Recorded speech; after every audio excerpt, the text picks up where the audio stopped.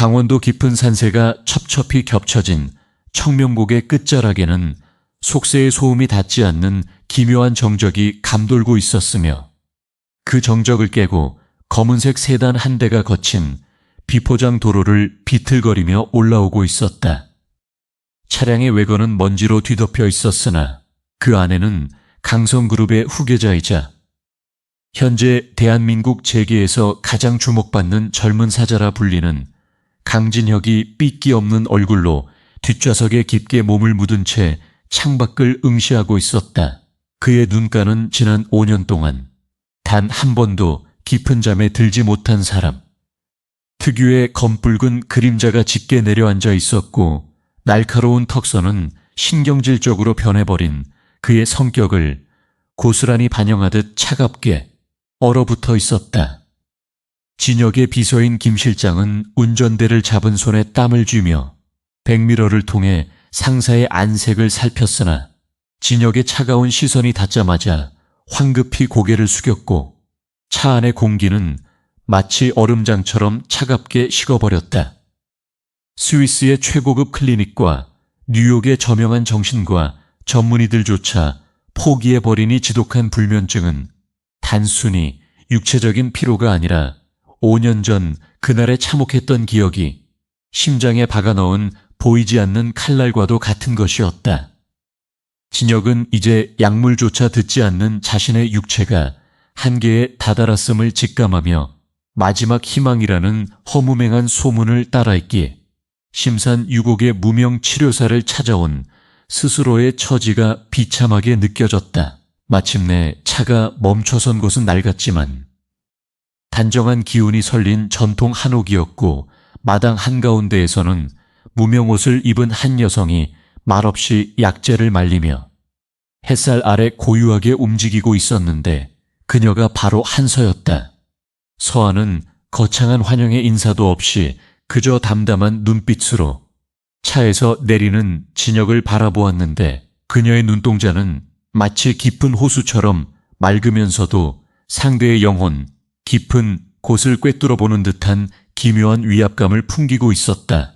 기억은 수투억 원을 호가하는 수트를 입고 있었음에도 불구하고 서아의 시선 앞에서는 마치 발가벗겨진 것처럼 묘한 수치심과 함께 알 수 없는 긴장감을 동시에 느끼며 입술을 굳게 다물렀다. 진혁은 비서를 시켜 두툼한 돈 봉투를 내밀며 당장 자신의 증상을 해결하라고 고압적인 태도로 명령했으나 서아는 그 봉투를 쳐다보지도 않은 채 다시 고개를 숙여 약재를 고르는 손길을 멈추지 않았다. 그녀의 침묵은 진혁의 자존심을 날카롭게 긁어놓았고 그는 거칠게 그녀의 어깨를 잡으려 했으나 서아는 마치 바람처럼 가볍게 몸을 피해 진혁의 손길을 흘려보내며 차분한 목소리로 이곳에서는 돈이 아니라 당신의 의지가 통행증이라고 말했다. 진혁은 그 오만한 말투에 격분하여 돌아가려 했지만 순간적으로 뇌리를 스치는 극심한 두통과 함께 눈앞이 캄캄해지는 현기증을 느끼며 바닥에 무릎을 꿇고 말았는데 그것은 이미 무너진 신경계의 비명이었다. 터하는 쓰러질 듯 위태로운 진혁의 곁으로 다가와 차가운 손을 그의 이마에 얹었으며 그 짧은 접촉만으로도 진혁은 신기하게도 머릿속을 휘젓던 불길 같은 통증이 잠시 잦아드는 신비로운 경험을 하게 되었다. 그녀는 진혁의 눈을 똑바로 응시하며 당신의 숲이 모두 불타고 쟤만 남았는데 어떻게 잠을 잘 수 있겠느냐고 물었고 그 질문은 진영이 지난 5년 동안 그 누구에게도 듣지 못했던 본질적인 치유의 시작을 알리는 문장이었다.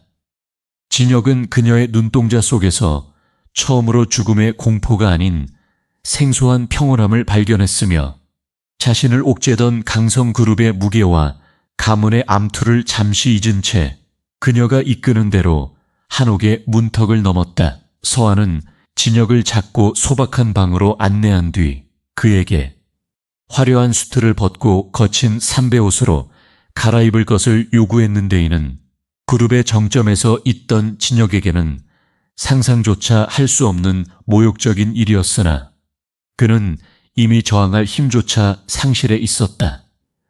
방 안에는 은은한 향나무 냄새와 물을 산들꽃의 향기가 뒤섞여 흐르고 있었고, 서하는 진혁에게 아무것도 묻지 말고 그저 벽에 기대어 앉아 창밖의 대나무 숲이 바람에 흔들리는 소리에만 집중하라고 짧게 지시했다. 진혁은 처음에는 이 모든 과정이 사기극이라고 확신하며 분노를 삭이나 시간이 흐를수록 대나무 숲의 사그락거리는 소리가 마치 죽은 어머니의 자장가처럼 그의 귀가를 부드럽게 감싸는 것을 느꼈다. 서하는 부엌에서 정성껏 다인탕을 가져와 진혁에게 내밀었는데 그 액체는 지독하게 썼지만 목을 타고 내려가는 순간 가슴속 깊은 곳에 맺혀있던 응어리를 뜨겁게 녹여내리는 듯한 기분을 전달해 주었다. 그녀는 진혁의 맞은편에 앉아 그의 흐트러진 호흡을 하나하나 관찰하며 숨을 들이마시고 내뱉는 타이밍을 조절해 주었는데, 그 과정에서 진혁은 자신이 얼마나 오랫동안 숨조 제대로 쉬지 못한 채 긴장 속에 살아왔는지를 비로소 깨닫게 되었다. 서하의 목소리는 낮고 일정하게 방 안을 채웠으며 그녀의 존재 자체가 거대조한 파도 속에서 유일하게 흔들리지 않는 바위처럼 진혁의 불안한 영혼을 굳건하게 지탱해주고 있었다랬. 한참 동안 침묵이 흐른 뒤 진은 자신도 모르게 5년 전 서울 도심 한복판에서 벌어졌던 그 끔찍한 추돌 사고와 화염 속에서 사라져간 동료들의 이름을 나지막에 읊조리기 시작했고, 서하는 그 이야기를 가로막지 않은 채 묵묵히 들어주었다. 당선 그룹의 철혈 지도자로 군림하며 감정을 거사했던 진혁의 눈에서 처음으로 뜨거운 눈물이 뺨을 타고 흘러내렸으면서, 그것은 억눌렸던 트라우마가 밖으로 터져나오는 정화의 과정이었다. 서하는 손수건을 건네는 대신 그의 손등 위에 자신의 손을 가만히 얹어주었는데, 그 온기는 세상 그 어떤 고가의 의약품보다도 강력하게 진혁의 산산, 조각난 심장을 이어붙이는 마법 같은 힘을 발휘하고 있었다. 하지만 평화로운 치유의 시간도 잠시였고, 산 아래에서는 진혁의 실종에 가까운 요양을 탐탁지 않게 여기는 강성그룹의 반대파들이 보낸 감시자들이 서서히 청명곡의 입구로 모여들며 불어난 기운을 내뿜기 시작했다. 진혁의 숙부인 강태윤은 조카의 병세가 악화되어 경영권을 완전히 상실하기를 고대하고 있었기에 이런 변두리 치료사에게 희망등을 거는 상황을 좌시할 생각이 없었고, 무력으로라도 진혁을 끌어내려 했다. 서는 산등성이 너머에서 들려오는 낯선 차량의 소음과 숲새들이 날아 오르는 기척을 통해 위험이 다가오고 있음을 본능적으로 감지했으나 그녀의 표정에는 추호의 흔들림도 없이 오히려 더욱 깊은 정적 속으로 침잠에 들어갔다. 진혁은 깊은 슬픔의 발산 끝에 정신적인 탈진 상태에 빠졌으며, 서하는 그가 가장 취약해지니 순간이 바로 치료의 정점임을 알고 그를 이끌어 낡은 목재 침상에 누비고는 머리맡에서 나직한 곡조로 노래를 읊조리기 시작했다. 그것은 노래라기보다는 자연의 섭리를 담은 주술적인 읊조림에 가까웠는데, 진혁은 그 소리를 들으며 5년 동안 자신을 괴롭히던 지독한 불면의 괴물이 서서히 힘을 잃고 어둠 속으로 물러가는 것을 생생하게 느낄 수 있었다. 그의 눈꺼풀은 천근만근 무거워졌고 뇌세포 하나하나를 날카롭게 찌르던 각성 상태의 바늘들이 비로소 무뎌지며 그는 생애 처음으로 의식을 잃는 듯한 깊은 수면의 나락으로 부드럽게 떨어져 내려갔다. 서하는 깊이 잠든 진의 얼굴을 잠시 바라보다가 문 밖으로 나서며 마당 구석에 놓인 낡은 목봉 하나 바닥에 짚었는데, 그녀의 온화했던 눈빛은 순식간에 날카로운 검기가 설린 무인의 그것으로 변해 있었다. 어둠이 짙게 깔린 청명곡의 숲 사이로 검은 옷바탕의 사내들이 한옥의 담벼락을 넘어 들어오기 시작했고 그들의 손에는 진혁을 강제로 납치하기 위한 도구들이 들려 있었지만 서아는 눈썹 하나 까딱하지 않았다. 그녀는 잠든 환자의 안식을 방해하는 자들에게는 자비가 필요 없다는 듯 조용히 자세를 낮추며 다가오는 첫 번째 귀환의 급소를 향해 전광석화와도 같은 움직임으로 몸을 날리며 본격적인 투쟁의 시작을 알렸다. 괴한들은 가녀린 최고의 여성이 보여주는 압도적인 무의에 당황하며 뒤로 물러섰으나 서한는 마치 춤을 추듯 유연하게 움직이며 그들의 공격을 무력화시켰고 산속의 지형지물을 완벽하게 활용하여 수정 열쇠를 극복해 나갔다. 그녀의 동작 하나하나에는 군더더기가 없었으며 상대의 힘을 역이용하여 단숨에 제압하는 기술은 오랜 세월 고립된 산속에서 자신을 지키기 위해 연마해온 생존의 기술이자 치유의 또 다른 형태였다. 침묵의 산골짜기는 이제 거친 타격과 고통 섞인 신음으로 채워졌으나 서아는 끝까지 진혁이 잠든 방의 문턱만큼은 사수하며 마치 성역을 지키는 수호신처럼 그 자리를 지켜내며 긴 밤을 견뎌내고 있었다. 어둠이 짙게 깔린 청명곡의 마당에는 차가운 새벽 이슬이 내려앉기 시작했고 한소아는 방금 전에 거친 격투가 거짓말이었던 것처럼 평온한 표정으로 흩어진 빗자루와 목봉을 정리하며 깊은 한숨을 내쉬었다. 그녀의 옷소매에는 괴한들과의 접전 중에 묻은 흙먼지가 조금 묻어 있었으나 그녀는 개의치 않고 방 안에서 들려오는 강진혁의 고른 숨소리에 온 신경을 집중하며 그가 진정한 안식의 영역으로 발을 들였음을 확인하고는 안도의 미소를 지었다. 진혁이 잠든 방에 문틀 너머로는 은은한 향나무 타는 냄새가 흘러나와 산사의 공기와 뒤섞였고 서아는 마당 한쪽에 우물가로 가서 차가운 물로 손을 씻으며 밤새 쌓인 피로와 살기를 씻어내기 위해 정성을 다해 움직였다. 진혁의 꿈속은 지난 5년 동안 단 한 번도 멈추지 않았던 불길과 비명소리로 가득한 지옥이었으나 이번에는 무언가 다른 기운이 그 지독한 환각의 틈새를 비집고 들어와 타오르는 불길을 잠재우고 있었다. 시커먼 연기가 가득했던 도로 한복판에서 그는 늘 혼자 버려진 채 절규했었지만 꿈속의 흐릿한 안개 너머 서아의 낮은 목소리가 들려오자 날카로운 파편들은 부드러운 꽃잎으로 변에 흩날리기 시작했고 진혁은 처음으로 그 공포의 현장에서 등을 돌려 달아나지 않고 가만히 멈춰설 수 있었다. 그것은 억눌린 무의식이 서아라는 존재를 통해 비로소 방어 기제를 내려놓고 치유의 과정을 받아들이기 시작했다는 증거였으며 그의 뇌파는 급격한 각성 상태를 지나 깊은 서파 수면의 단계로 평온하게 가라앉고 있었다. 다음 날 아침의 태양은 청명곡의 울창한 숲 사이를 뚫고 들어와 한옥의 창호지를 황금빛으로 물들였으며 진혁은 생전 처음 느껴보는 기묘한 개운과 함께 서서히 눈을 떴는데 머릿속을 짓누르던 돌덩이가 사라진 듯한 가벼움에 한동안 멍하니 천장을 바라보았다.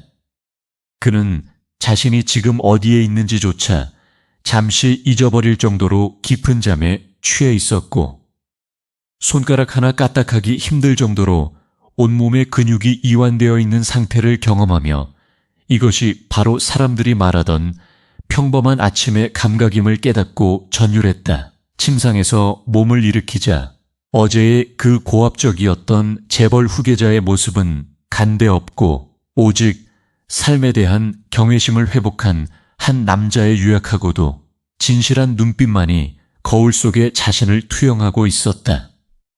방 밖으로 나온 진혁의 눈에 가장 먼저 들어온 것은 마당. 한가운데에서 김이 모락모락 나는 첫상을 차리고 있는 서아의 뒷모습이었는데 그녀의 단정한 몸짓은 마치 자연의 일부인 것처럼 조화로웠고 진혁은 그녀에게 다가가려다 멈췄었다. 서아는 뒤도 돌아보지 않고 잠은 잘 잤느냐고 물었으며 그 목소리에는 어제의 날카로움 대신 아침 공기처럼 맑고 청아한 기운이 담겨 있어 진혁의 가슴 한 구석을 묘하게 떨리게 만들었다. 진혁은 고맙다는 말을 내뱉려 했으나 목이 메어 차마 목소리가 나오지 않았고 대신 그녀가 내미는 차잔을 두 손으로 조심스럽게 받쳐들며 그 온기가 손바닥을 타고 심장까지 전달되는 과정을 묵묵히 지켜보며 자리에 앉았다. 서아는 진에게 오늘부터는 단순히 잠을 자는 법이 아니라 깨어있는 시간 동안 자신의 마음을 다스리는 법을 배워야 한다고 강조하며 그에게 산책로를 따라 걷는 보행 명상을 제안했고 진혁은 군말 없이 그녀의 뒤를 따랐다. 숲길 걸으며 서아는 나무의 결을 만지고 바람의 방향을 읽는 법을 가르쳐 주었는데 이는 숫자와 실적 그리고 배신과 음모로 점철되었던 진혁의 도시 생활과는 완벽하게 대척점에서 있는 가르침이었다. 진혁은 발바닥에 닿는 흙의 감촉이 이토록 따뜻하고 생동감 넘치는 것인지 미처 알지 못했음을 고백하며 자신을 옥죄던 강성그룹의 거대한 성벽이 사실은 스스로를 가두었던 감옥이었음을 비로소 인정하게 되었다. 한편 서울의 강성그룹 본사 4억 펜트하우스에서는 조카의 행방을 쫓던 강태윤 부회장이 어젯밤 청명곡에서 벌어진 습격이 실패했다는 보고를 받고 경로하여 크리스탈 잿더리를 벽에 집어던지며 비서진들을 거칠게 몰아세우고 있었다. 그는 진혁이 그 시골 구석에서 기력을 회복하여 돌아온다면 자신의 입지가 위태로워질 것임을 누구보다 잘 알고 있었기에 더 이상 하수인들을 시키지 않고 직접적인 물리력을 동원할 계획을 세우며 비열한 미소를 지었다. 태윤은 진혁이 신뢰하는 이사진들을 매수하여 긴급 이사회를 소집함과 동시에 진혁의 정신 상태가 불안정하다는 허위 진단서를 유포할 준비를 마쳤고 이제 남은 것은 진혁을 사회적으로 완전히 매장하는 일뿐이라 확신했다.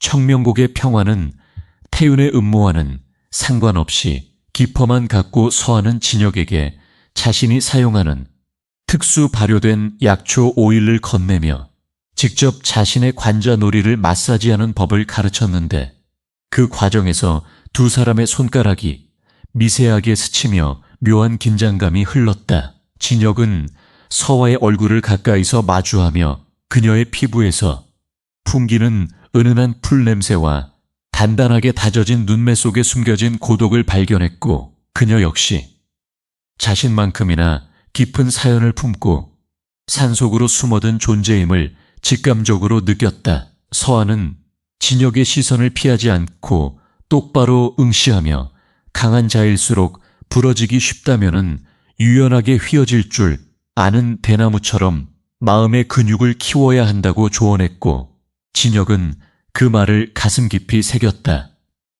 전 무렵 진혁은 비서가 가져온 노트북을 통해 서울에서 벌어지고 있는 심상치 않은 움직임을 포착했지만 예전처럼 당황하거나 분노하지 않고 오히려 차분하게 서아에게 조언을 구했는데 이는 그가 그녀를 단순한 치료사를 넘어 파트너로 인정했음을 의미했다.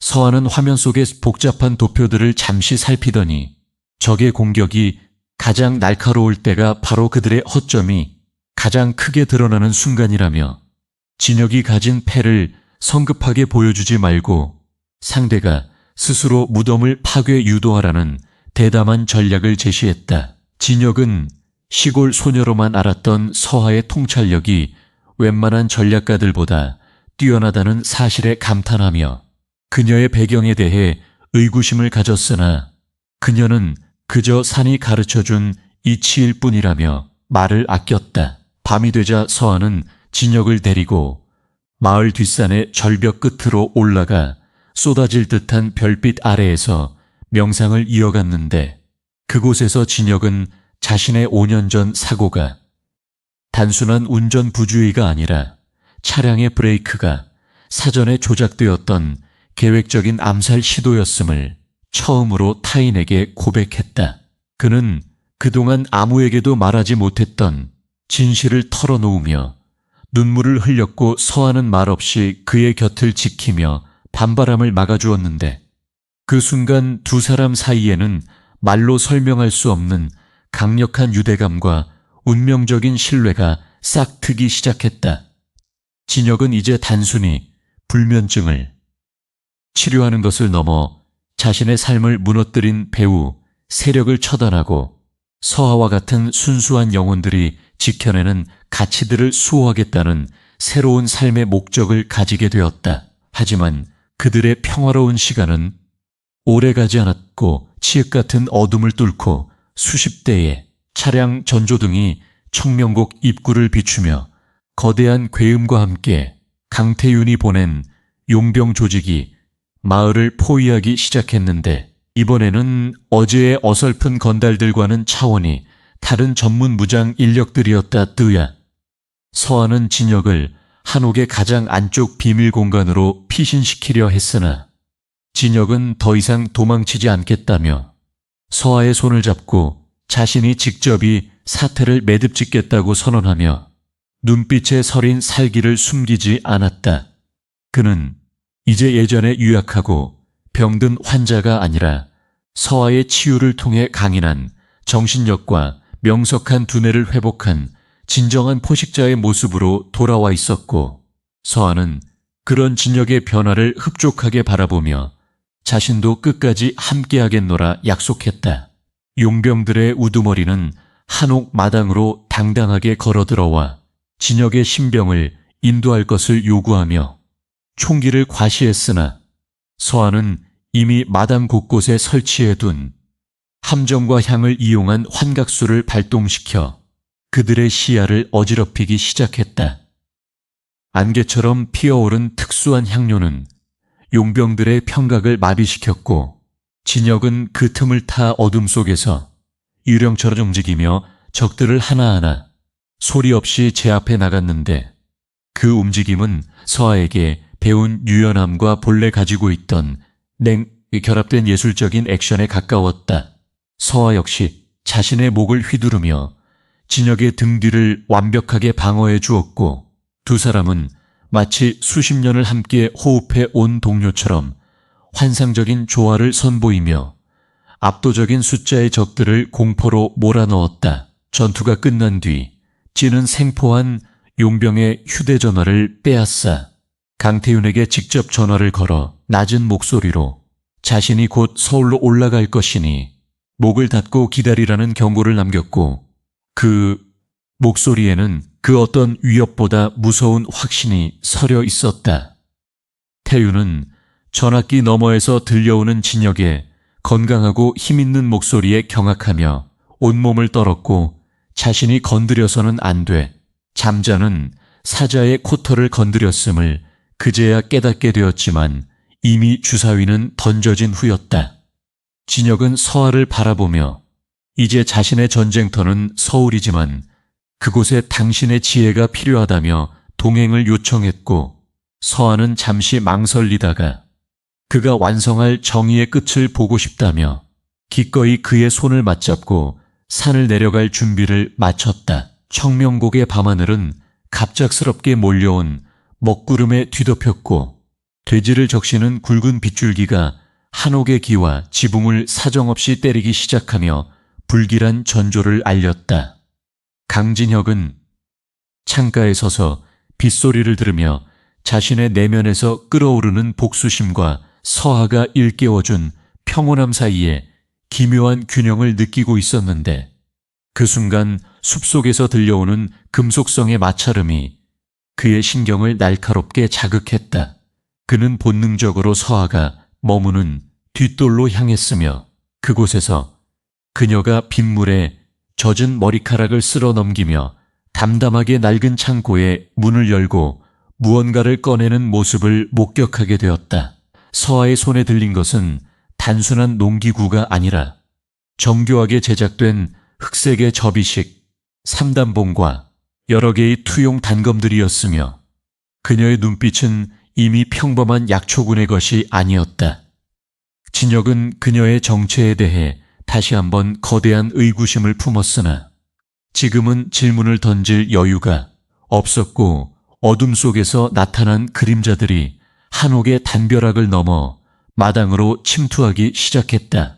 이번에 파견된 자들은 강태윤 부회장의 직속 경호팀 중에서도 가장 잔인하기로 소문난 용병들이었으며 그들은 살기 어린 눈빛으로 진혁의 심장을 겨냥하며 소리 없이 다가와 포위망을 좁혔다. 빗물에 젖어 미끄러운 마당 위로 첫 번째 용병이 달려들었을 때 서아의 움직임은 마치 물결처럼 유연하면서도 전광석화와 같이 빨라보는 이의를 잃게 만들었다.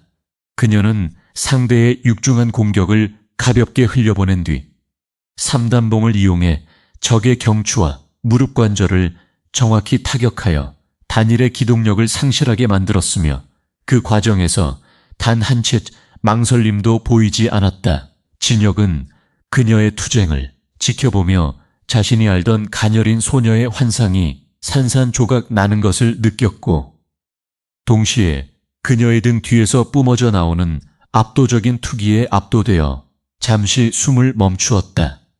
하지만 적들의 숫자는 생각보다 많았고 그들은 전문적인 진법을 구사하며 서아를 사방에서 압박해 들어왔는데 진혁 역시 이제는 가만히 지켜보고만 있을 수 없다는 판단하에 바닥에 떨어진 목을 집어들었다.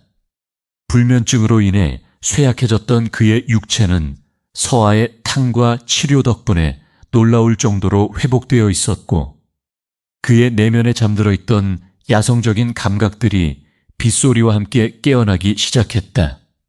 진혁은 서아의 등 뒤를 맡아 다가오는 적의 흉기를 쳐냈으며 두 사람은 서로의 호흡을 맞추며 빗속에서 거대한 폭풍처럼 움직이며 용병들의 공격을 무력화시켜 나갔다.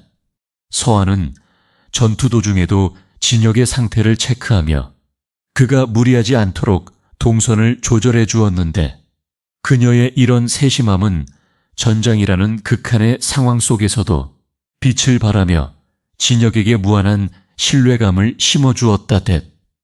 그녀가 휘두르는 삼단봉은 단순한 무기가 아니라 생명을 지키기 위한 수호의 상징처럼 보였고 적들은 그녀의 냉철한 눈빛과 마주칠 때마다 보이지 않는 압박감에 짓눌려 제대로 된 실력을 발휘하지 못했다. 빗줄기는 더욱 거세 시야를 가렸으나 두 사람의 감각은 오히려 더욱 예리하게 갈려 어둠 속에서도 적들의 미세한 기척을 놓치지 않고 대응하며 상황을 주도했다. 용병들의 대장은 서아의 예상치 못한 무력에 당황하며 총기를 꺼내려 했으나 서아는 이미 그의 의도를 간파한 듯 소매 속에 숨겨두었던 작은 침을 날려 그의 손목을 정확히 명중시켰다. 독이 발라진 침은 순식간에 우두머리의 신경을 마비시켰고 그는 비명을 지르며 바닥으로 고꾸라졌는데 그 광경을 목격한 나머지 부하들은 전의를 상실한 채 빗속으로 도망치기 시작했다. 서아는 도망가는 자들을 굳이 쫓지 않고 조용히 무기를 거두며 거친 숨을 몰아쉬는 진혁에게 다가가 그의 옷에 묻은 핏방울과 빗물을 손수건으로 닦아주며 다친 곳은 없는지 살폈다.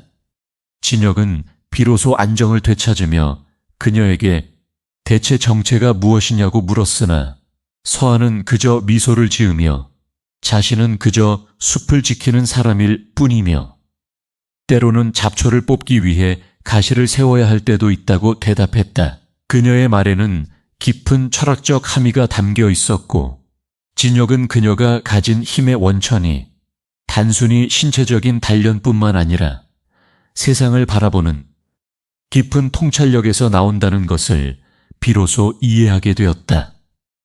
마당에 쓰러진 용병들을 정리하며 두 사람은 이제 청명곡에서의 은둔 생활이 끝났음을 직감했고 강태윤이라는 거대한 악을 뿌리 뽑기 위해 서울이라는 정글로 직접 걸어 들어가기로 결심했다. 서한은 방 안으로 들어가 낡은 괴작에서 오래된 서류 뭉치와 지도를 꺼내왔는데 그것은 놀랍게도 강성그룹의 초창기 비자금 흐름과 강태윤이 은폐했던 여러 범죄 사실들이 상세히 기록된 기밀 문서들이었다.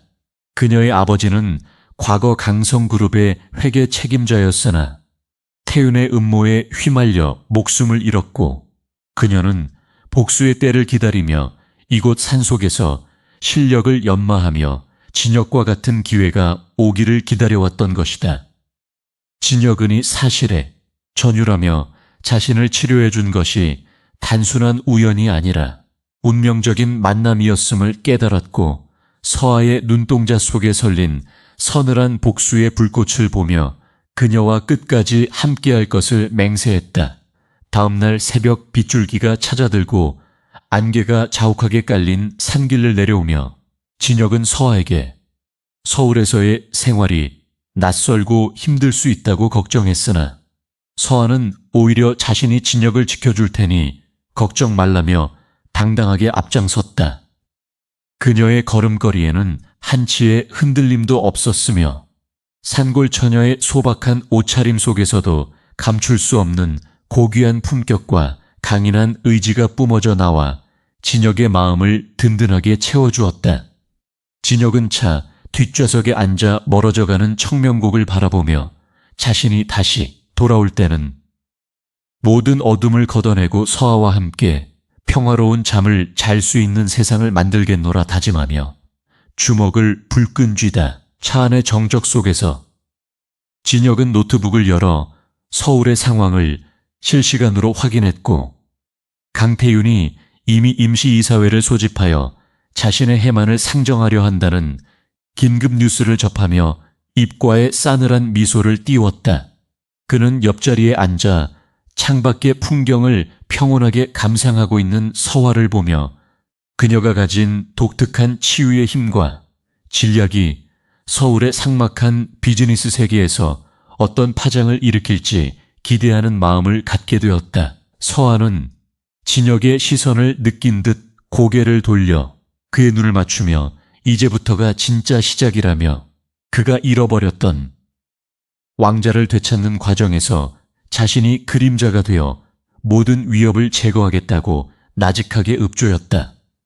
서울 도심의 화려한 네온사인이 저 멀리 보이기 시작하자 진혁의 눈빛은 다시 냉철한 경영자의 그것으로 변해갔으나 가슴속 깊은 곳에는 서아가 심어준 따뜻한 생명력이 여전히 고동치고 있었다.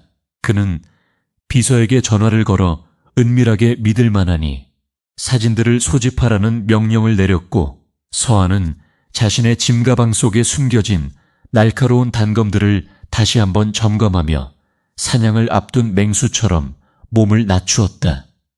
도시의 소음이 차창을 타고 흘러 들어왔으나 진혁은 더 이상 불면증에 시달리던 나약한 사내가 아니었으며 서아라는 든든한 아군과 함께라면 그 어떤 거대한 음모도 분쇄할 수 있다는 절대적인 자신감을 회복한 상태였다. 마침내 차가 서울의 강성그룹 본사 지하 주차장에 도착했을 때 진혁은 차문을 열기 전 서하의 손을 꽉 잡았고 그녀는 짧지만 강렬한 악수로 그의 결심에 화답하며 함께 차에서 내렸다. 화려한 로비의 조명 아래 두 사람이 나타나자 경비원들과 직원들은 죽은 줄로만 알았던 혹은 폐인이 된 줄 알았던 후계자의 건강하고 위풍당한 모습에 경악하며 길을 비켰다랬. 진혁은 설을 대동하고 엘리베이터로 향했으며 그들의 등 뒤로는 새로운 시대의 서막을 알리는 긴장감이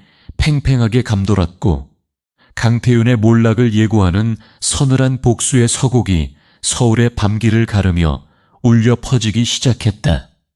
청명곡의 밤을 휩쓸고 지나간 폭풍우는 잦아들었으나 마당에 남은 짙은 혈흔과 부서진 기와들은 어젯밤 밤에 격렬했던 사투를 고스란히 증언하고 있었고 강진혁은 젖은 옷을 갈아입지도 못한 채 툇마루에 앉아 서아가 내미는 따뜻한 수건을 받아들며 그녀의 옆얼굴을 뚫어지게 응시하고 있었다.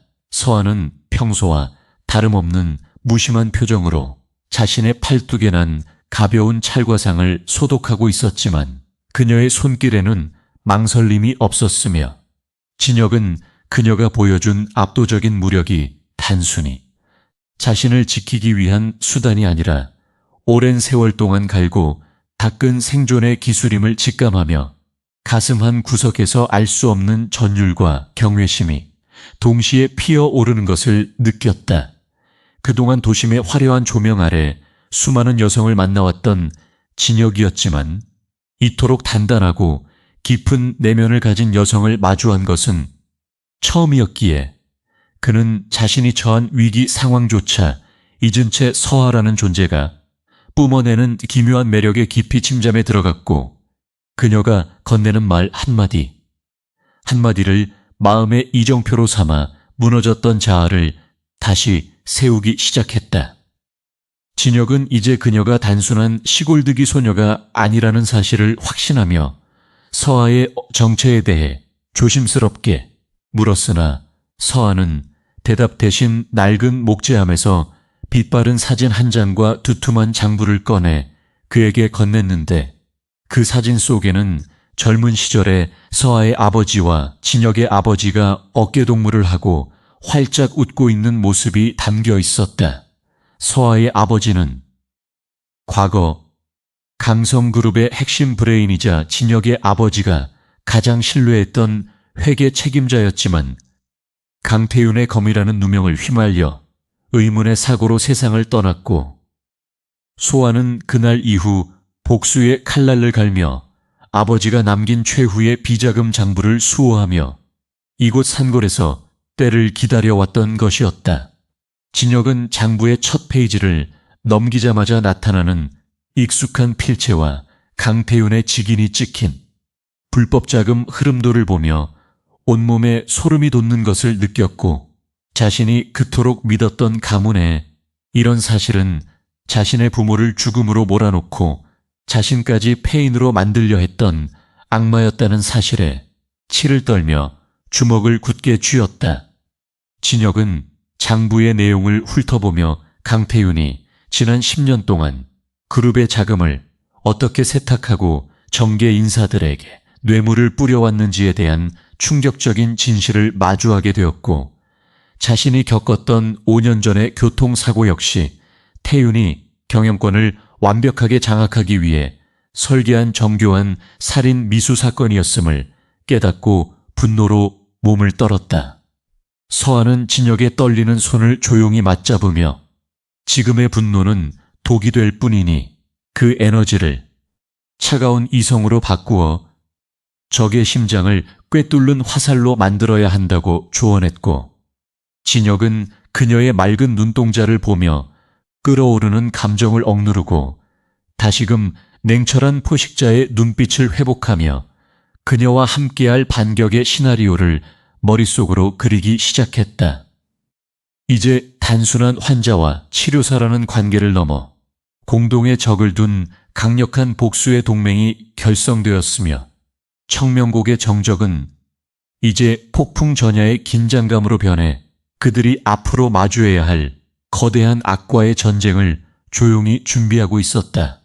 다음 날 아침 진혁은 서아가 정성껏 준비한 마지막 약탕을 마시며 자신의 몸 안에서 기운이 역동적으로 살아나는 것을 느꼈고 거울 속에 비친 자신의 모습이 더 이상 불면증에 시달리던 나약한 환자가 아니라 날카로운 발톱을 숨긴 맹수의 형상으로 변해 있음을 확인하며 만족스러운 미소를 지었다. 서아는 진혁의 수트를 정돈해주며 도시의 공기는 산속보다 훨씬 탁하고 위험할 것이니 언제나 자신의 호흡을 기억하고 마음의 중심을 잃지 말라고 당부했으며 진혁은 그녀의 손을 꼭 잡으며 이번에는 자신이 그녀를 지키는 방패가 되겠노라 굳게 약속했다. 그들은 낡은 한옥의 문을 잠그고 산길을 내려가기 시작했는데 진혁의 비서인 김 실장은 몰라에 달라진 주군의 위풍, 당당한 모습에 경악을 금치 못하며 허리를 깊숙이 숙여 경의를 표했고 서화를 대하는 태도 역시 단순한 수행원에서 깍듯한 예우를 갖춘 파트너로 바뀌어 있었다. 산 아래에 대기하고 있던 검은색 차량에 올라탄 진혁은 노트북을 열어 실시간으로 급변하는 강성그룹의 주가와 강태윤의 동태를 파악하기 시작했고, 서아는 창 밖으로 스쳐 지나가는 익숙한 산새들을 바라보며 만감이 교차하는 표정을 지었지만 이내 눈빛을 갈무리하고 진혁의 곁에서 전략적인 조언을 아끼지 않았다. 터하는 태윤이 소집한 임시 이사회의 구성원들 중 매수가 가능한 자들과 끝까지 진혁의 아버지에게 충성했던 원로들의 명단을 정확히 집어냈으며 그녀의 놀라운 정보력과 분석력의 진혁은 다시 한번 감탄하며 그녀가 단순한 무인이 아니라 천재적인 전략가로서의 자질을 갖추었음을 확신하게 되었다. 고속도로를 달리는 차 안의 공기는 차가웠지만 두 사람의 심장은 복수라는 뜨거운 열망으로 구동치고 있었고, 서울의 마천루들이 수평선 너머로 모습을 드러내자 진혁의 눈빛은 마칠 먹이감을 발견한 사자처럼 번뜩이며 강태윤이 세워둔 모래성을 무너뜨릴 준비를 마쳤다. 강태윤은 조카가 서울에 도착했다는 보고를 받고도 코웃음을 치며 이미 대세는 기울었다고 확신하고 있었으며 자신이 장악한 언론사를 동원해 진혁의 정신질환서를 대대적으로 보도하게 하여 그가이 사회장에 발을 들여놓기도 전에 사회적으로 매장할 계획을 착착 진행시키고 있었다. 그러나 그는 진혁의 곁에 서아라는 변수가 존재한다는 사실을 전혀 계산해 놓지 못했고, 서아가 미리 포섭해 둔 해커들을 통해 태윤의 비밀 서버에 저장된 추잡한 사생활과 횡령 증거들이 실시간으로 복제되어 진혁의 손에 들어가고 있다는 사실도 꿈에도 모른 채 승리감에 취해 와인잔을 기울였다. 진혁은 호텔 펜트하우스에 임시 거처를 마련하니 뒤 서아와 함 애야사회 당일에 동선을 치밀하게 점검했으며 자신의 수하에 있던 은둔 고수들을 서울로 소집하여 호텔 주변에 배치하며 태윤의 기습 공격에 대비하는 철저함을 보여주었다. 이 사회를 하루 앞둔 밤 진혁은 오랜만에 깊고 평온한 잠에 들 수 있었는데 그것은 서아가 곁에서 향을 피워준 덕분이기도 했지만 무엇보다 그녀라는 존재가 주는 절대적인 신뢰감이 그의 무의식을 평안하게 감싸 주었기 때문이었으며, 그는 꿈속에서 더 이상 화염을 보지 않고 서아와 함께 청명곡의 숲을 거니는 평화로운 환상을 만끽했다. 서아는 잠든 진의 얼굴을 바라보며 자신의 아버지가 이루지 못한 정의를 남자를 통해 반드시 실현하겠노라 다짐했고, 그녀의 손등에 난 상처는 이제 흉터가 아니라 훈장이 되어 그녀의 의지를 더욱 단단하게 결속시켰다. 두 사람은 다음 날 아침 서로의 눈빛만을 보고도 완벽한 소통이 가능할 정도로 깊은 교감을 나누었으며, 진혁은 서아에게 선물한 우아한 블랙드레스가 그녀의 강인하면서도 매혹적인 분위기를 극대화하는 것을 보며 그녀와 닐런 함께라면 그 어떤 지옥이라도 건널 수 있다는 확신을 얻었다. 마침내 강성그룹 본사 건물 앞에 도착했을 때 수많은 기자들이 구름처럼 몰려들어 진혁에게 카메라 세례를 퍼부었으나 진혁은 당황하지 않고 당당하게 차에서 내려 서아의 손을 잡고 레드펫을 걷듯 로비를 가로질렀으며 그의 건강한 혈색과 여유로운 미소는 태윤이 퍼뜨린 악성 루머를 단숨에 불식시키기에 충분했다제런. 서아는 진혁의 한음 뒤에서 사방을 경계하며 태윤이 매수한 요원들이 대열 속에 섞여 있는지 매의 눈으로 살폈고 그녀의 전신에서 뿜어져 나오는 차가운 냉기는 감히 누구도 그들에게 접근하지 못하게 만드는 무언의 장벽이 되어 진역의 진군을 완벽하게 엄호했다. 엘리베이터가 이사회장이 있는 최상층으로 향하는 동안 진역은 자신의 심장박이 서하에 그것과 일치하는 것을 느끼며 태윤이 기다리고 있는 지옥의 문턱을 향해 이제 복수의 서막이 오를 시간임을 직감하며 입가에 싸늘하고도 아름다운 미소를 지어 보였다. 이 사회실 문이 열리고 강태윤과 그를 따르는 이사들이 경악 어린 눈으로 진역을 바라보자 진역은 태연하게 상석으로 걸어가 앉으며 자신이 부재한 동안 고생이 많으셨다는 뼈있는 농담을 던졌고 서한은 그의 등 뒤에서 서류 가방을 열어 태윤의 범죄 사실이 담긴 문건들을 테이블 위에 하나씩 펼쳐 보였다. 태윤은 당황하며 경비원들을 부르려 했으나 이미 서하가 보섭한 보안팀에 의해 통제권이 넘어간 상태였으며 진역은 이제부터 진짜 경영 수업을 시작하겠다며 태윤의 얼굴 앞에 장부를 던져버리는 타격적인 행동으로 회의장의 공기를 얼어붙게 만들었다. 서하는 태윤의 눈동자가 공포로 흔들리는 것을 놓치지 않고 관찰하며 그가 반격을 시도할 틈조차 주지 않기 위해 사전에 준비한 법적 절차들을 일목요하게 낭독하기 시작했고 회의실라는 오직 그녀의 청아하면서도 서늘한 목소리만이 울려 퍼지며 정의의 심판이 시작되었음을 선포했다. 태윤의 측근들이 반발하며 일어나려 했으나 서하의 날카로운 시선이 그들을 훑고 지나가자 그들은 마치 얼음 마법에 걸린 듯 자리에 얼어붙었으며 진역은 태윤에게 5년 전 그날의 사고에 대해 자백할 마지막 기회를 주겠다고 제안하며 시계를 내려다보았다. 태윤은 끝까지 자신의 죄를 부정하며 발악했으나 이미 모든 증거가 완벽하게 수집된 상태였고 이 사회장 외부에서는 검찰 수사관들이 들이닥치고 있다는 소식이 전해지자 그는 결국 자리에 주저앉아 휴정으로 허공을 응시하며 자신의 제국이 무너지는 소리를 들어야만 했다.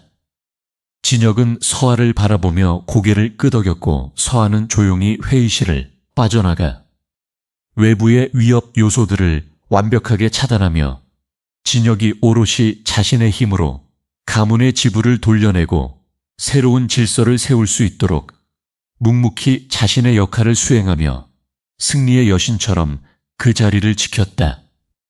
강성그룹 본사 로비의 거대한 유리병 너머로 비치는 서울의 아침 햇살은 차갑고도 날카로운 금속성 광택을 내뿜고 있었으며 그 화려한 공간 속으로 강진역이 발을 들여놓는 순간 공기는 단번에 얼어붙는 듯한 긴장감에 휩싸였다. 그는 더 이상 휠체어에 의지하거나 초점 없는 눈동자로 허공을 응시하던 과거의 나약한 후계자가 아니었으며 맞춤 제작된 짙은 남색 수트가 그의 단단해진 어깨와 절도 있는 걸음걸이를 완벽하게 보조하며 살아있는 권력의 귀환을 만천하에 선포하고 있었다.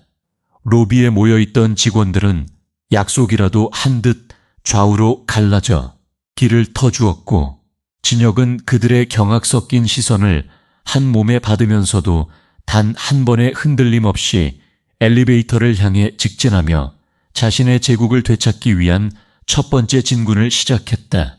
진역의 바로 한 걸음 뒤에서 그림자처럼 따르는 한서아는 청명곡의 소박한 무명옷 대신 우아하면서도 절제된 검은색 실크 드레스를 차려입어 그 존재감만으로도 주변의 시선을 압도했는데 그녀의 고결한 기품은 인유적인 화려함이 아닌 내면의 깊은 통찰에서 비롯된 것이었다.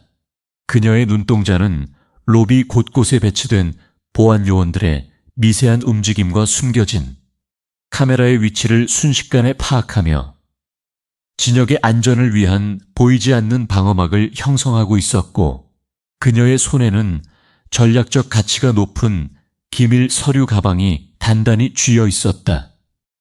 서화는 도시의 소음과 복잡한 인간관계 속에서도 청명국에서 보여주었던 그 고요한 평정심을 유지하며 진혁이 냉철한 판단을 내릴 수 있도록 돕는 든든한 조력자이자 가장 치명적인 무기로서의 면모를 유감없이 발휘하고 있었다.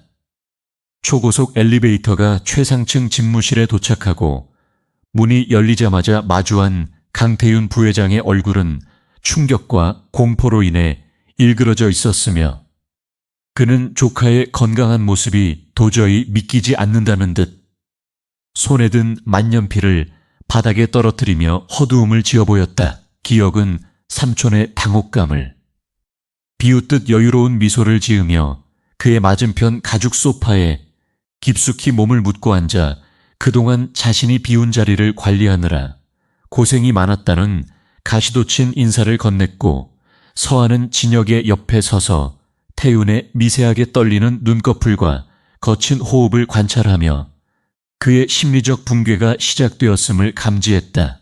방 안에는 무거운 침묵이 흘렀으나 그 침묵 속에서는 수천 마리의 칼날이 오가는 듯한 치열한 귀싸움이 전개되고 있었으며 진혁은 태윤이 쌓아올린 거짓의 성벽을 단숨에 무너뜨릴 준비를 마쳤다. 태윤은 이내 평정심을 가장하며 진혁에게 정신과 진단 결과가 좋지 않다는 소문을 들었다며 교묘하게 그의 능력을 깎아내리려 시도했지만 진혁은 미리 준비한 태윤의 횡령, 증거 문건을 테이블 위에 천천히 펼쳐놓으며 대화의 주도권을 완벽하게 장악해 나갔다. 서하는 태윤이 변명을 늘어놓으려 할 때마다 그의 논리적 허점을 괴롭게 파고드는 추가 자료를 제시하며 그를 막다른 골목으로 몰아넣었고 태윤을 따르던 이사진들이 하나 둘씩 동요하기 시작하는 모습을 냉정하게 지켜보았다. 태윤의 측근이었던 김전무가 반발하며 목소리를 높이자 서하는 그의 개인적인 비리와 관련된 짧은 문장을 직하게 읊조려 그의 입을 막아버렸으며 그녀의 차가운 통찰력 앞에 집무실 안에 모든 남성은 본능적인 위협을 느끼며 자세를 낮추었다. 그날 저녁 강성그룹 창립 기념 자선 가티가 열리는 호텔 대연 회장은 정계와 재계의 거물들로 가득 찼으며 화려한 샹들리에 조명 아래에서 서하는 그 누구보다 빛나는 사교계의 여왕으로 변신하여 태윤이 지지 세력들을 하나 둘씩 포섭하기 시작했다. 그녀는 화려한 언변보다는 상대의 심리적 결핍을 정확히 파고드는 대화법을 사용하여 그들의 환심을 쌓고 진혁이 추구하는 새로운 비전이 자신들의 이익에 부합한다는 확신을 심어주며 태윤의 고립을 가속화시켰다.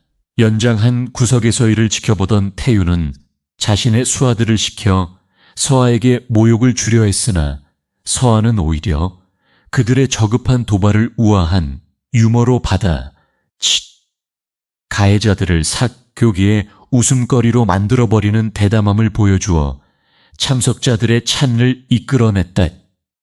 진혁은 연단에 올라 강성그룹의 미래 지향적인 혁신안을 발표하며 그동안의 불면증과 트라우마를 완전히 극복했음을 증명해 보였고 그의 목소리에는 서하와의 치유 과정을 통해 어떤 생명력과 확고한 신념이 깃들어 있어 청중들의 압도적인 지지를 이끌어내는데 성공했다.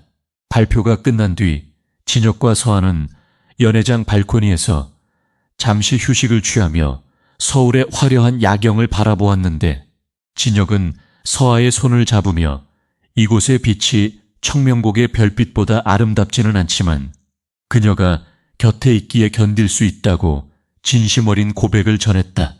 서하는 그의 말등 위에 손을 얹으며 도시의 어둠 속에 숨어있는 사냥꾼들이 여전히 많으니 긴장을 늦추지 말라고 조언하면서도 그의 곁을 끝까지 지키겠다는 굳은 의지를 눈빛으로 답하며 두 사람만의 깊은 유대감을 다시 확인했다.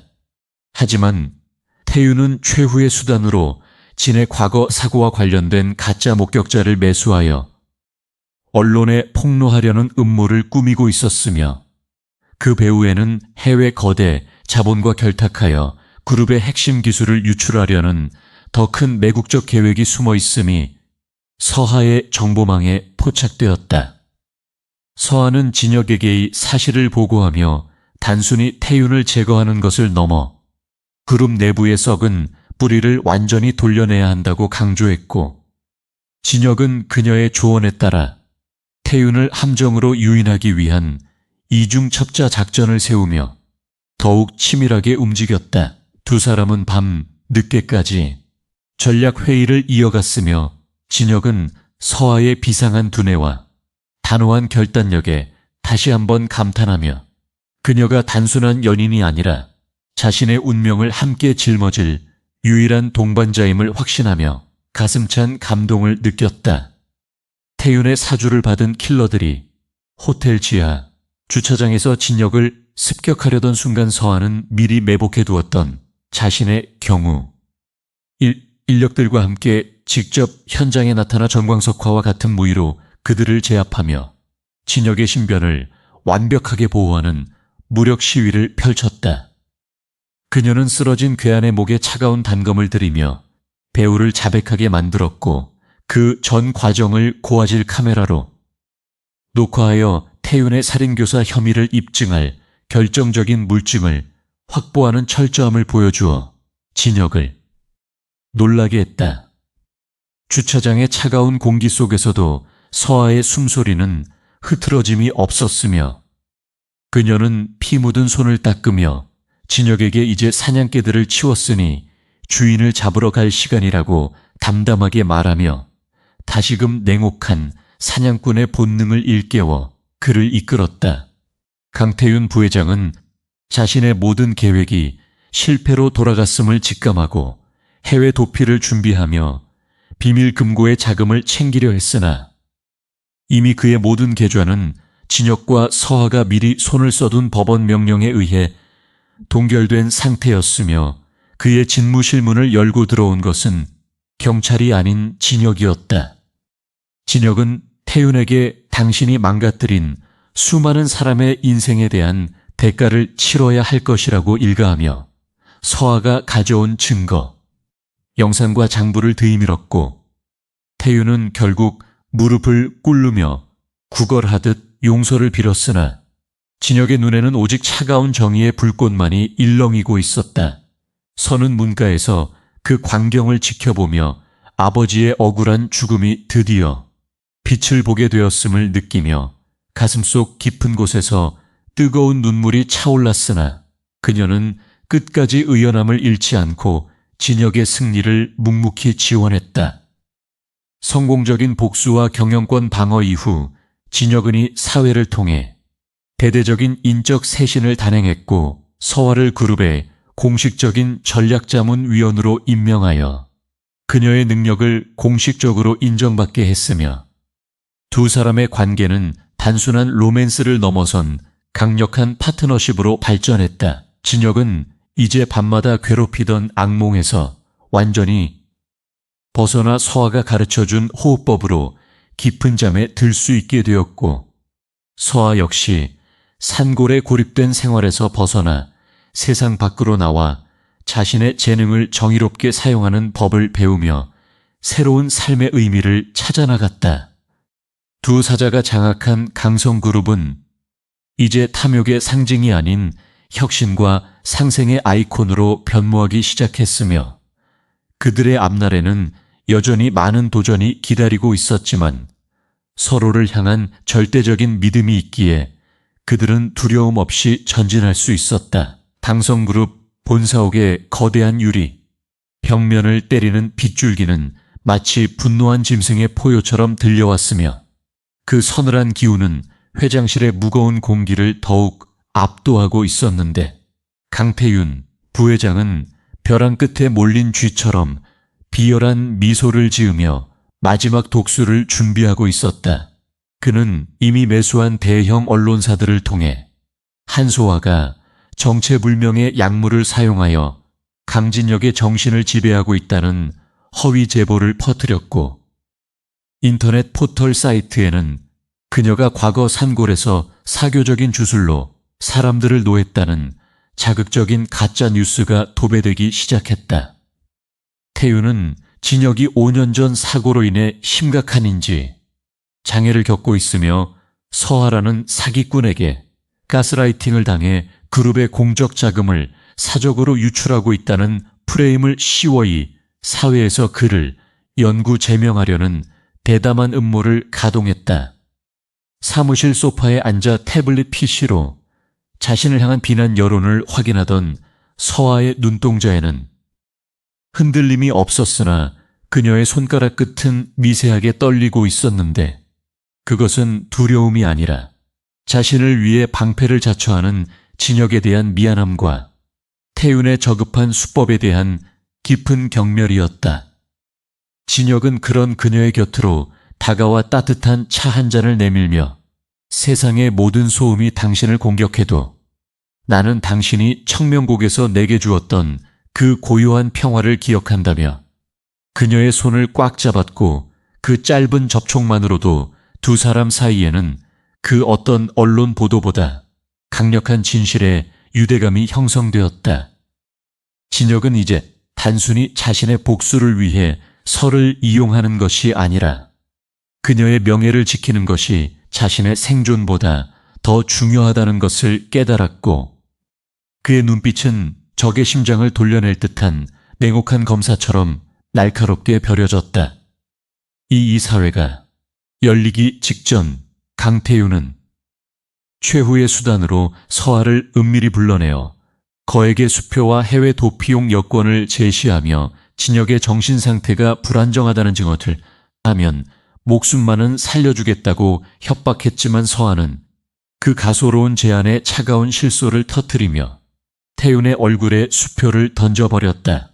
그녀는 태윤에게 당신이 가진 돈으로는 사람의 영혼을 살 수 없으며 당신이 저지른 죄악의 무게는 이미 건물의 높이보다 무겁다고 일갈했고 그 순간 그녀의 몸에서 뿜어져 나오는 위험은 일개 시골 처녀의 것이 아닌 정의의 집행자로서의 압도적인 아우라를 풍기고 있었다.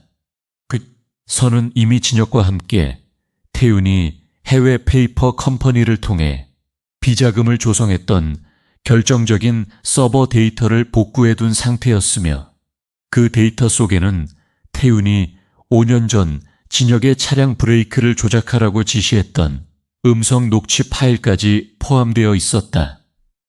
운명의 이사회가 시작되자 회의실라는 숨소리조차 들리지 않을 정도의 적막감이 감돌았으며 상석에 앉은 태윤은 자신만한 표정으로 진혁의 해만을 상정하고 서아를 증인석에 세워 망신을 주려 했으나 상황은 그 예상과는 전혀 다른 방향으로 흘러가기 시작했다. 진혁은 태윤이 준비한 허위 진단서를 가볍게 무시하며 오히려 이사회 대형 스크린에 태윤의 비자금 세탁 경로가 담긴 복잡한 도표와 실시간 계좌 추적 내역을 띄워 올렸고 그 정교한 증거들 앞에 매수되었던 이사들은 경악하며 태윤에게서 서서히 등을 돌리기 시작했다. 서아는 차분한 목소리로 태윤이 주장한 약물치료가 사실은 현대의학으로 고치지 못한 트라우마를 치유하기 위한 전통적인 명상법이었음을 과학적인 데이터를 곁들여 증명해 보였고 그녀의 논리적이고 당당한 반박은 회의장의 분위기를 순식간에 반전시켰다. 태윤은 당황하며 경비 요원들을 불러 강제로 회의를 중단시키려 했으나 서아가 미리 보섭해 둔 산내 보안팀은 태윤의 명령을 거부하고 오히려 그의 앞을 가로막았으며 진혁은 이제 마지막 카드를 꺼낼 시간이라며 5년 전 사고 당시에 블랙박스 복원 영상과 범인들의 자백이 담긴 영상을 재생했다. 화면 속에서 태윤의 지시를 받고 진혁의 목숨을 노렸던 자들이 눈물을 흘리며 진실을 고백하는 장면이 나오자 회의실안은 분노와 충격의 도가니로 변했고 태윤은 얼굴이 흑빛으로 변한 채 자리에 주저앉아 헛소리를 내뱉기 시작했다. 진혁은 태윤의 앞으로 걸어가 그의 부회장 명찰을 직접 떼어내며 당신이 더럽히니 가문의 이름에서 당신의 자리는 이제 지옥뿐이라고 선언했고 그 목소리는 마치 심판의 종소리처럼 회의실 벽면을 타고 육중하게 울려 퍼졌다. 현장에 들이닥친 검찰 수사관들이 태윤의 손목에 수갑을 채울 때 서한은 그의 눈을 똑바로 응시하며 자신의 아버지가 겪었을 고통과 억울함이 이제야 조금이나마 씻겨 내려가는 것을 느꼈으며 그녀의 뺨을 타고 흐르는 한 줄기 눈물은 슬픔이 아닌 완결된 복수의 마침표였다. 태윤은 끌려나가면서도 끝까지 진혁을 향해 저주를 퍼부었으나 진혁은 그를 쳐다보지도 않은 채 서아에게 다가가 그녀의 어깨를 감싸 안았고 이제야 비로소 두 사람을 짓누르던 5년 전의 어둠이 완전히 거쳤음을 직감했다.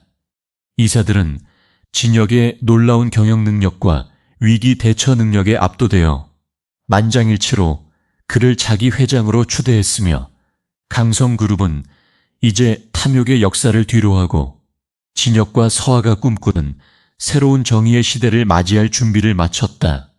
소동이 가라앉은 뒤 텅 빈 이사회실에서 진혁은 서아를 창가로 이끌어는 노후를 함께 바라보았는데 도시의 야경은 여전히 화려했지만 그 속에 담긴 의미는 어제와는 사뭇 다르게 다가왔으며 진혁은 서아에게 평생 자신의 곁에서 가장 강력한 전략가이자 유일한 안식처가 되어달라고 정식으로 청원했다. 서아는 그의 진심 어린 눈빛 속에서 자신이 갈망하던 진정한 안식을 발견했고 그녀는 미소 지으며 이제는 산골의 외로운 꽃이 아닌 광활한 대지를 지탱하는 뿌리가 되어 당신과 함께 걷겠다고 화답하며 두 사람의 입술이 노을빛 아대에서 하나로 포개졌다.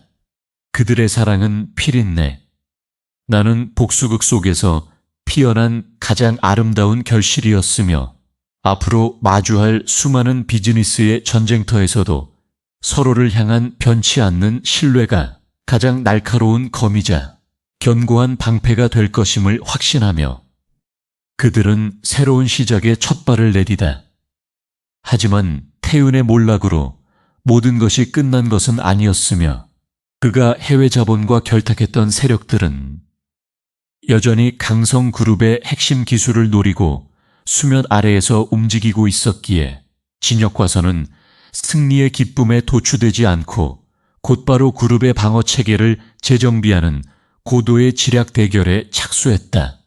서한은 자신의 특유의 직관력을 발휘하여 내부 스파이들을 색출해내는 한편 진혁의 정신적 지주 역할을 하며 그가 과도한 업무 스트레스로 인해 다시 불면증에 빠지지 않도록 세심하게 보살폈고 두 사람의 완벽한 공조는 강성그룹을 세계 최고의 기업으로 성장시키는 원동력이 되었다.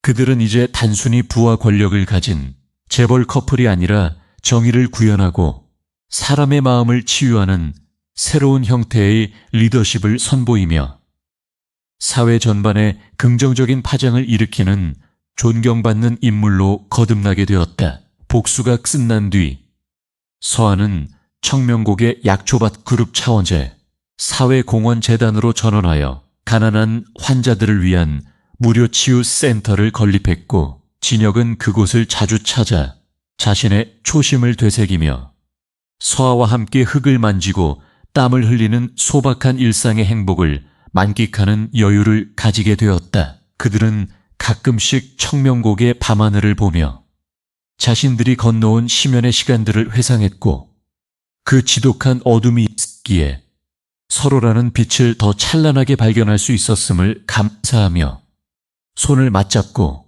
미래를 향해 걸어나갔다. 이야기는 이제 마지막 결말을 향해 달려가고 있었으며 진혁과 서하의 서사는 한편의 웅장한 대서 사시처럼 마무리되어 그들의 이름은 정의로운 승자의 전설로 남아 영원히 기억될 준비를 마친 채 평온한 새벽녘을 맞이하고 있었다. 서울의 아침은 어제보다 훨씬 투명하고 찬란한 빛을 머금고 있었으며 강진혁은 새로 정돈된 회장실 창가에 서서 멀리 남산타워를 바라보며 지난 5년의 세월이 마치 한바탕 긴 악몽처럼 느껴졌다. 그는 이제 더 이상 날카로운 신경증에 시달리지 않았으며 거울 속에 자신은 서아의 따뜻한 손길로 빚어진 새로운 생명력을 얻어 그 어느 때보다 단단하고 위험 있는 지도자의 형상을 갖추고 있었다듯.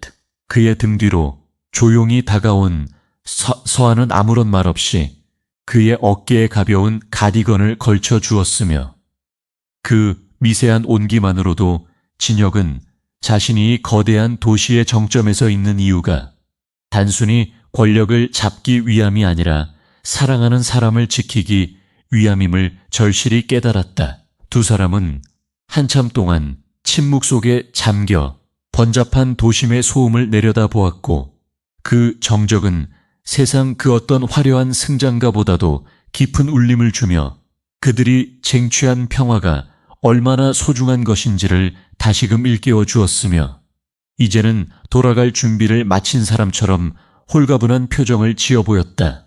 강태윤과 그의 추종 세력들에 대한 법적 심판은 유례없이 빠르고 엄격하게 진행되었으며 서아가 보존해 온 아버지의 비밀장부와 진혁이 확보한 블랙박스 영상은 그 누구도 부정할 수 없는 완벽한 증거가 되어 악인들의 숨통을 조였다.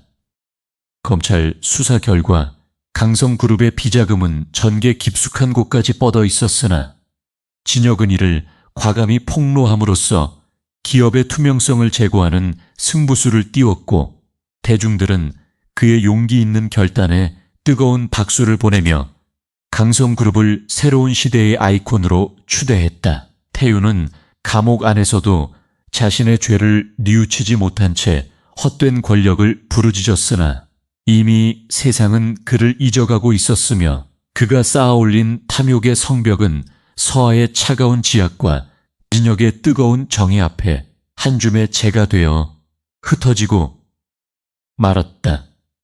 서아는 아버지의 묘소를 찾아 장부를 불태우며 이제야 비로소 영혼의 안식을 얻으시라 나직하게 읊조였고 그녀의 뺨을 스치는 산들바람은 마치 아버지가 보내는 마지막 인사처럼 부드럽고 따뜻하게 그녀의 고독했던 마음을 얼루만져 주었다.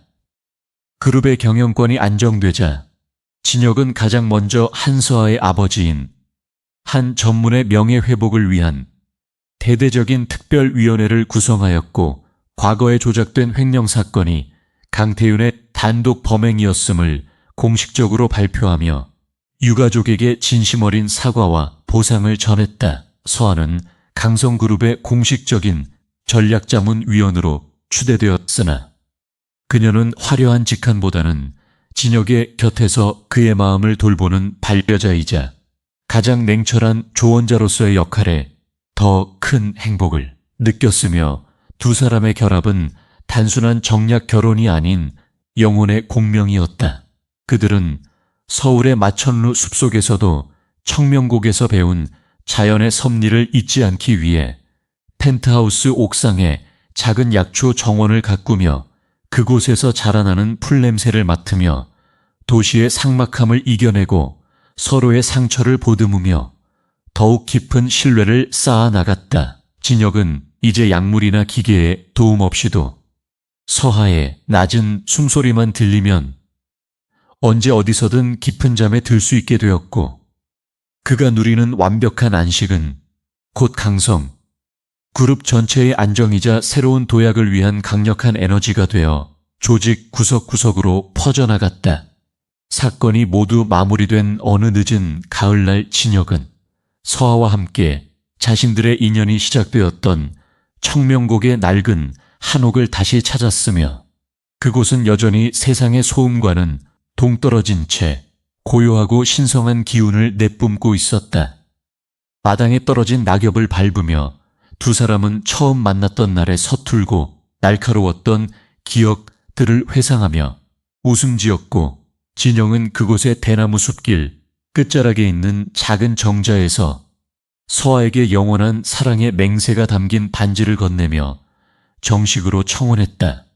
서한은 눈물을 글썽이며 그 반지를 받아들였고 자신이 산속에서 홀로 지키던 구독이 사실은이 남자를 만나기 위한 기다림의 시간이었음을 깨닫고 그의 품등에 얼굴을 묻으며 이제는 절대 혼자 두지 않겠노라직하게 약속했다.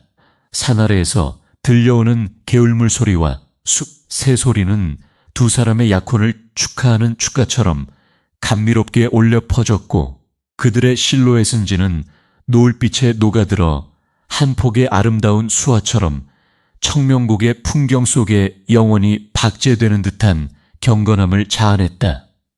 진혁은 청명곡을 단순한 요양지가 아닌 현대인들의 지친 마음을 치유하는 사회 환원형 힐링센터로 개발하기로 결정하였고 그 운영 전반을 서하에게 이임함으로써 그녀의 탁월한 치유 능력이 더 많은 사람에게 닿을 수 있도록 전폭적인 지원을 아끼지 않았다. 서하는 자신의 재능을 상업적으로 이용하지 않고 오직 고통받는 이들의 평온을 위해 헌신하며 강성그룹의 브랜드 이미지를 고결한 치유의 기업으로 격상시켰고 이는 전 세계적으로 큰 반향을 일으켜 경영학의 새로운 패러다임으로 자리 잡게 되었다. 두 사람은 이제 비즈니스 파트너이자 인생의 동반자로서 세계를 무대로 활약하면서도 매년 첫눈이 내리는 날이면 반드시 청명곡으로 돌아와 자신들만의 소박한 의식을 치르며 초심을 잃지 않기 위해 노력했다. 그들의 이야기는 삭막한 현대사회에서 진정한 사랑과 정의가 무엇인지를 보여주는 전설이 되었으며 수많은 사람이 그들의 발자취를 따라 자신의 내면을 돌보고 타인과 공존하는 법을 배우기 시작하는 놀라운 변화의 물결이 일어났다. 복수의 끝은 허무함이 아니라 새로운 생명의 시작이었으며 진혁과 서한은 서로의 심연을 건너온 용기 덕분에 가장 찬란한 새벽의 빛을 맞이할 수 있었고 그 빛은 이제 그들만이 아닌 세상을 비추는 거대한 등불이 되어 타오르고 있었다. 진혁은 회장 취임 연설에서 기업의 목적은 부의 축적이 아니라 구성원 모두가 평온한 밤을 맞이할 수 있는 환경을 조성하는 것이라 선언하였고 이는 곧 강성그룹의 핵심 가치가 되어 모든 경영활동의 근간이 되었다. 터아는 그의 곁에서 은은한 미소를 지으며 그가 내뱉는 한마디 한마디에 담긴 진심을 온몸으로 느꼈고 자신이 고쳐준 것은 그의 불면증뿐만 아니라 세상을 바라보는 그의 차가웠던 시선이었음을 깨닫고 무한한 보람을 느꼈다. 두 사람의 발걸음은 이제 더 이상 흔들리지 않았으며 그들이 걷는 길에는 더 이상 불길이나 비명이 아닌 향기로운 냄새와 따스한 햇살만이 가득했고 그들은 그렇게 서로의 운명이 되어 가장 완벽한 형태의 안식에 도달하며 긴 여정을 갈무리했다. 세월이 흘러도 사람들은 강성그룹의 기적같은 회생과 그 뒤에 숨겨진 산골소녀의 지혜에 대해 이야기하기를 멈추지 않았으며 그들의 사랑은 시대의 흐름 속에서도 변치 않는 고전적인 가치로 남아 후대의 귀감이 되었다. 진혁은 늙어가는 서하의 손을 잡고 매일 밤 잠자리에 들 때마다 그녀에게 고맙다는 인사를 잊지 않았고 서하는 그런 그를 위해 세상에서 가장 편안한 베개가 되어주며 그가 5년 동안 잃어버렸던 그 모든 꿈을 보상해주듯 감로운 자장가를 들려주었다.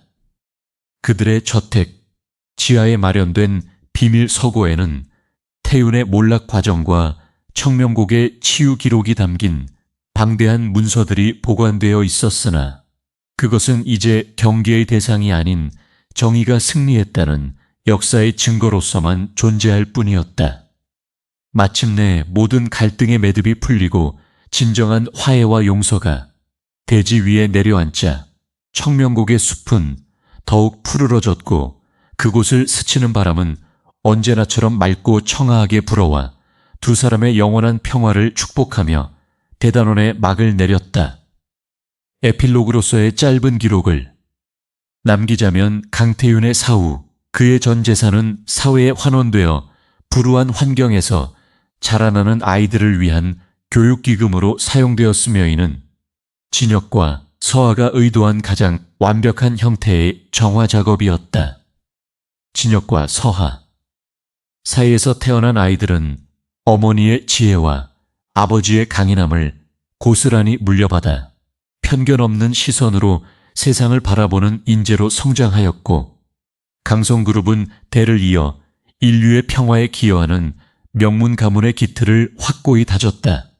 어느 고요한 밤지는 잠결의 옆에 누운 서아의 얼굴을 얼루만지며 자신이 겪었던 그 지독한 고통이 결국 그녀라는 축복을 만나기 위한 필연적인 과정이었음을 감사하며 다시 깊은 꿈의 나라로 평온하게 여행을 떠났다. 그들의 사랑은 밤을 잊은 도시의 사람들에게 잠시 멈추어 자신의 숨소리를 들어보라는 메시지를 던지며 그렇게 영원한 전설로 남았으며, 이제 청명곡의 등불은 더 이상 누군가를 기다리는 외로운 빛이 아닌 모두의 안식을 지키는 수호의 불꽃이 되어 밤하늘을 수놓았다. 타렌